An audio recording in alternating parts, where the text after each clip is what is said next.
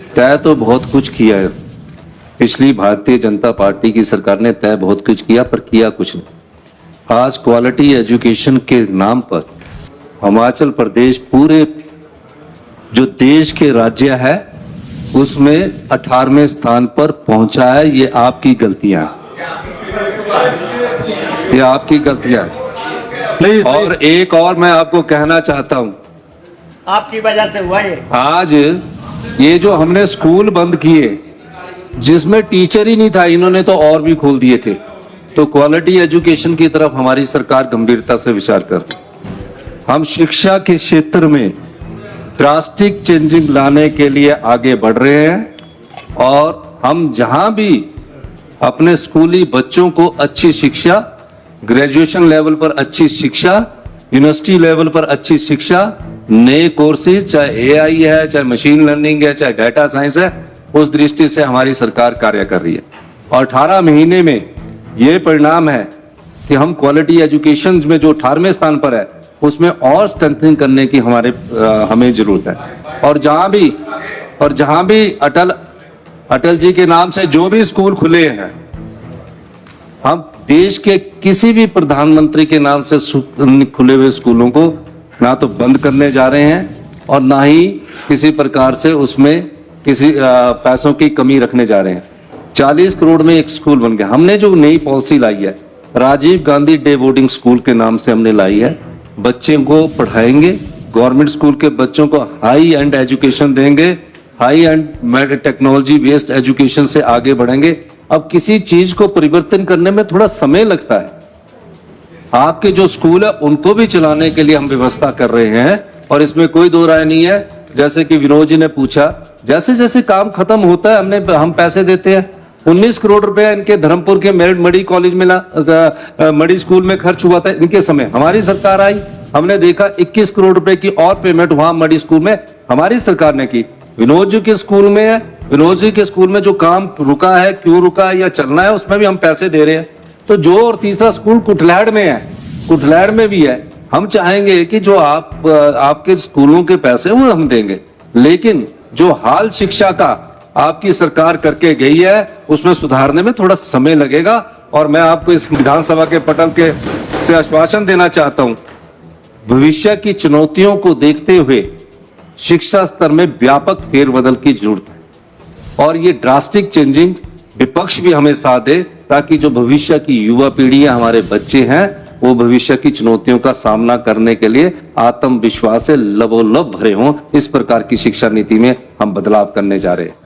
प्रदेश में शराब के ठेकों की नीलामी से संबंधित पूछे गए एक प्रश्न के उत्तर में मुख्यमंत्री ठाकुर सुखविंदर सिंह सुक्खू ने कहा, हमारी सरकार जब से आई पूरी पारदर्शिता से हर काम कर और हमारा सरकार ने व्यवस्था परिवर्तन किया। व्यवस्था परिवर्तन के स्वरूप प्रतिपक्ष के जो नेता हंस रहे हैं, मैं आपको बताना चाहता हूं उस समय के कौन एक्साइज मिनिस्टर होंगे जिन्होंने इस प्रदेश को आर्थिकी को बहुत नुकसान पहुंचाया। बड़ा दुख होता है जब प्रदेश के खजाने को लुटा दिया जाता है।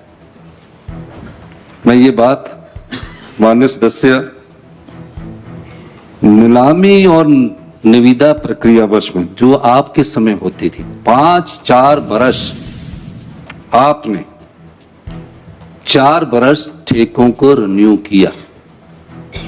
कौन एक्साइज मिनिस्टर थे, आप उनसे जानकारी जरूर लेना। 4 साल में जो इनके समय कॉन्ट्रैक्ट रिन्यू हुए 485.15 करोड़ रुपए का राजस्व अर्जित किया। कितने साल में?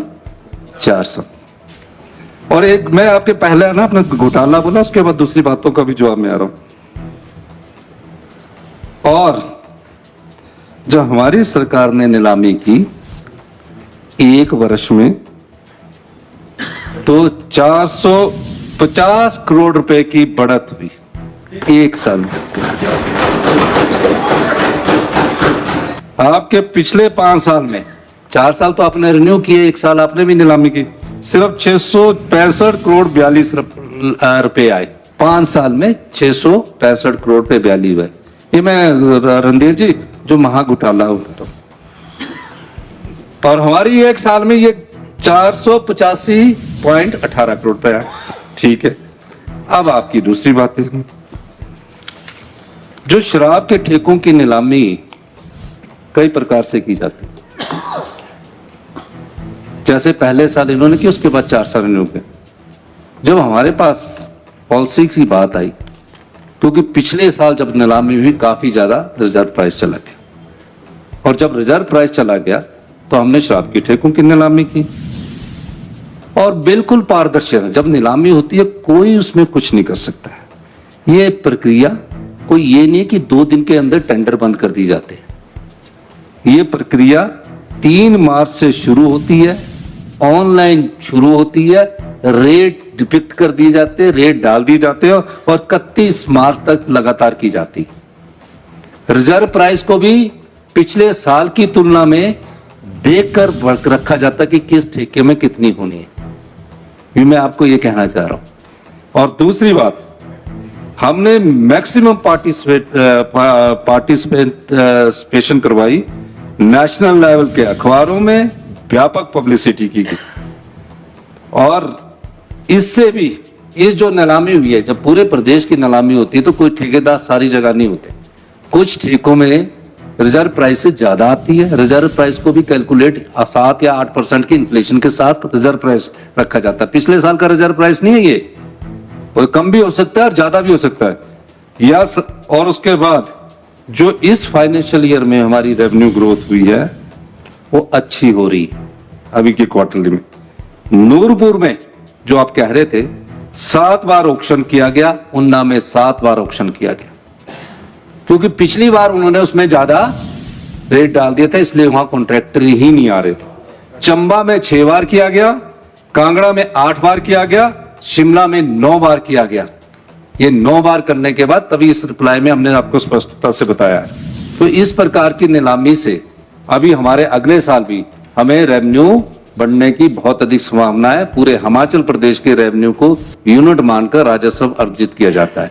तो ये जो महाघोटाला हुआ है, जिस भी एक्साइज मिनिस्टर ने किया, जो रणधीर जी बोल रहे हैं, हमारे यहाँ सरकार में घोटाला नहीं है, व्यवस्था परिवर्तन से हम आत्मनिर्भर हिमाचल की ओर जा रहे हैं। मैं आपको दावे के साथ कह सकता हूं, जहां भी कम प्राइस आया है, पूरी स्टेट का जब हम राजस्व एकत्रित करके देखेंगे तो इसमें वृद्धि होगी। पारदर्शिता हमारी सरकार का प्रमुख अंग है। आज विधानसभा में 3 वरिष्ठ पत्रकारों स्वर्गीय श्री गौरव बिष्ट, श्री आनंद बोध व श्री विपिन काला के निधन पर शोकोदगार प्रकट किए गए। मुख्यमंत्री ठाकुर सुखविंदर सिंह सुक्खू ने शोकोदगार प्रकट करते हुए कहा, मुझे इस माननीय सदन को यह सूचित करते हुए अत्यंत दुख हो रहा है कि हिंदुस्तान टाइम्स समाचार पत्र के प्रमुख संवाददाता श्री गौरव बिष्ट जी का कल 28 अगस्त 2024 को लगभग 50 वर्ष की आयु में निधन हो गया है। उनका जन्म 16 नवंबर 1974 को हुआ था। यह माननीय सदन उनके निधन पर गहरा शोक प्रकट करता है। मुझे इस माननीय सदन को यह सूचित करते हुए भी अत्यंत दुख हो रहा है कि इससे पूर्व टाइम्स ऑफ इंडिया के वरिष्ठ सहायक संपादक श्री आनंद बोध जी का 7 जुलाई 2024 को लगभग 50 वर्ष की आयु में निधन हो गया था। उनका जन्म 22 फरवरी 1974 को हुआ था। यह माननीय सदन उनके निधन पर गहरा शोक प्रकट करता है। मुझे यह सूचित करते हुए अत्यंत दुख हो रहा है कि अमर उजाला के वरिष्ठ संवाददाता श्री विपिन काला जी का 15 जून 2024 को लगभग 58 वर्ष की आयु में निधन हो गया था। उनका जन्म 18 सितंबर 1966 को हुआ था। यह माननीय सदन उनके निधन पर गहरा शोक प्रकट करता है। श्री गौरव भी, श्री आनंद बोध तथा श्री विपिन काला ने पत्रकारिता के क्षेत्र में उच्च मापदंडों को अपनाकर निर्भीक होकर इस क्षेत्र में अपनी सेवाएं दी है। उनके इस क्षेत्र में दिए गए योगदान को पत्रकारिता के क्षेत्र में आने वाली पीढ़ियां हमेशा मार्गदर्शन के रूप में लेगी। यह माननीय सदन स्वर्गीय श्री गौरव बिष्ट, श्री आनंद बोध तथा श्री विपिन काला की पत्रकारिता के क्षेत्र में दी गई सेवाओं की भूरी भूरी प्रशंसा करता है। उनके निधन पर हार्दिक संवेदना प्रकट करते हुए यह माननीय सदन ईश्वर से दिवंगत आत्मा की शांति तथा उनके परिजनों को इस पुण्य क्षति को सहन करने की शक्ति देने की प्रार्थना करता है। मुख्यमंत्री ने आज विधानसभा में प्रदेश की वित्तीय स्थिति पर वक्तव्य देते हुए कहा, प्रदेश की वित्तीय स्थिति ठीक नहीं है। इसके कई कारण हैं। रेवेन्यू डेफिसिट ग्रांट जो वर्ष 2023-24 में 8,058 करोड़ रुपए थी, वह इस वर्ष 1,800 करोड़ रुपया कम होकर 6,258 करोड़ रुपया हो गई है। अगले वर्ष 2025-26 में यह 3,000 करोड़ रुपया और कम होकर 3,257 करोड़ रुपया रह जाएगी। पीडीएनए की लगभग 9,042 करोड़ रुपए की राशि में से केंद्र सरकार से अभी तक कोई भी राशि प्राप्त नहीं हुई है। एनपीएस कंट्रीब्यूशन के लगभग 9200 करोड़ रुपया पीएफआरडीए से प्राप्त नहीं हुए हैं, जिसका हम केंद्र सरकार से कई बार अनुरोध कर चुके हैं। जीएसटी कंपनसेशन जून 2022 के बाद मिलना बंद हो गया है, जिससे प्रतिवर्ष लगभग 2,500 से लेकर 3,000 करोड़ रुपए की आय कम हो गई है। ओपीएस बहाल करने के कारण हमारी बोरिंग भी लगभग 2,000 करोड़ रुपए से कम कर दी गई है। इन परिस्थितियों से पार पाना आसान नहीं है। हमने प्रदेश सरकार की आय बढ़ाने और अनप्रोडक्टिविटी एक्सपेंडिचर कम करने का प्रयास किया है। इन प्रयासों के परिणाम आने में समय लगेगा।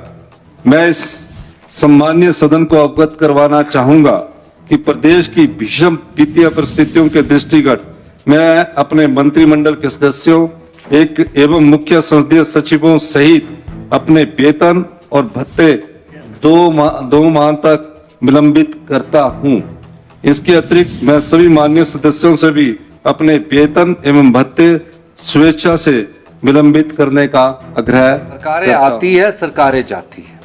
आज हम मुख्यमंत्री है, कल कोई और मुख्यमंत्री हो, लेकिन प्रदेश की आर्थिक को अगर इस दशा पर छोड़ देंगे तो भविष्य की जो युवा पीढ़ी है उनको रोजगार कहां से पैदा होंगे, नई योजनाओं पर कहां से धन आएगा। शिक्षा का स्तर जो कि गुणात्मक शिक्षा के स्तर पर हम 18वें स्थान पर पहुंच चुके हैं, उसमें कैसे सुधार आएगा। हेल्थ सेक्टर में हम निचले स्तर पर पहुंच चुके हैं, उसमें कैसे सुधार आएगा। हमारी सरकार इस सभी दृष्टिकोण से कार्य कर रही है। राजस्व में किस प्रकार से हमने आगे बढ़ना है, हॉर्टिकल्चर में किस प्रकार से आगे बढ़ना है, एग्रीकल्चर में किस प्रकार से आगे बढ़ना है, समाज के सभी वर्गों का कैसे ख्याल रखना है और समाज के अंतिम व्यक्ति तक हमारी सरकार जो सरकारी धन है उसको कैसे पहुंचाएगी, इस दृष्टि से हमारी सरकार कार्य कर रही है। हमने मंत्रिमंडल में चर्चा की। मंत्रिमंडल के चर्चा के बाद सभी मंत्रियों ने ये कहा कि हमें प्रदेश का हित पहले देखना है, प्रदेश को आत्मनिर्भर हमने बनाना है। लेकिन जिस प्रकार पिछले 5 साल में प्रदेश के धन को लुटा दिया गया, वो बड़ी शर्मनाक बात है। इस स्थिति को देखते हुए प्रदेश की वित्तीय स्थिति ठीक नहीं है। इसके कई कारण हैं। हम अपनी सरकारी कर्मचारियों को, अधिकारियों को, उनके बढ़ापे को सुरक्षित करना चाहते हैं। हमने कोई राजनीतिक लाभ के लिए ओल्ड पेंशन स्कीम नहीं दी। जिसकी सरकार बने अभी 1 महीना हो और वो सरकार 1 महीने के अंदर ये फैसला करती है कि हमारी जो ओल्ड पेंशन स्कीम है उसको बहाल कर दिया जाए। हमने उस ओल्ड पेंशन स्कीम को बहाल किया, इसलिए किया कि बुढ़ापे में उनको हर महीने अश्योर्ड इनकम मिलती रहे। और उसके कारण भी केंद्र सरकार ने हम पर कई प्रकार की प्रतिबंध लगाए हुए हैं। मैं आपको उसका उदाहरण देना चाहता हूं। जो नई पेंशन स्कीम आई है उसमें 10% सरकारी कर्मचारी और अधिकारियों को अपना शेयर डालना पड़ेगा। हम उसमें ओल्ड पेंशन स्कीम में कोई शेयर नहीं ले रहे हैं। हमने कहा है सरकार का कर्मचारी, सरकार का अधिकारी जो भी होगा, उस सरकार के कर्मचारी और अधिकारी को हम ओल्ड पेंशन स्कीम देंगे, क्योंकि मैं भी खुद एक कर्मचारी का बेटा हूं, मैं पीड़ा को जानता हूं। मेरा मानना है अगर हम जो अर्थव्यवस्था में तेजी से सुधार हुआ है, अगर इसमें थोड़ी सी भी ब्रेक लग गई तो हमारी अर्थव्यवस्था थोड़ा और चरमरा जाएगी। इसलिए हम इस पर अर्थव्यवस्था पर ब्रेक लगाना नहीं चाहते हैं। और मैं अपने सभी सरकारी कर्मचारियों और अधिकारियों से भी कहना चाहूंगा, आपका डीए हमने देना है, आपका एरियन में हमने देना है। ये सब चीजें साथ साथ चलती है और जल्दी ही हम, जैसे ही हमारी स्थिति में सुधार हो रहा है, अर्थव्यवस्था में बहुत तेजी से सुधार हो रहा है, कभी एक महीने ट्रेजरी कम होती है, एक महीने ज्यादा आती है, और इस सुधार में हम बढ़ रहे हैं। चाहे ट्रांसपोर्ट सेक्टर में सुधार हो रहा है, चाहे बिजली सेक्टर में सुधार हो रहा है। अभी पिछले कल ही हमने बिजली सेक्टर में सुधार के लिए जो होटल को 1 रुपया सब्सिडी सरकार की तरफ से दी जाती थी, यानी कि सरकार होटलों को भी सब्सिडी देती है, बड़े बड़े होटलों को भी सब्सिडी देती है। अब जो 5 स्टार होटल है उनको भी हमें 1 रुपया सब्सिडी देते हैं। मैंने पिछले कल ही उस सब्सिडी को बंद करने का ऐलान कर दिया है कि किसी को भी सब्सिडी नहीं दी जाएगी कमर्शियल में। और जो गरीब आदमी है 125, उस पर हमने अभी डोमेस्टिक पर फैसला नहीं किया है, ये स्टेज 1 का फैसला है। स्टेज 2 में और कौन कौन से सेक्टर है उस पर हमारी सरकार फैसला करेगी। इस दृष्टि से आज हमने ये ऐलान किया है।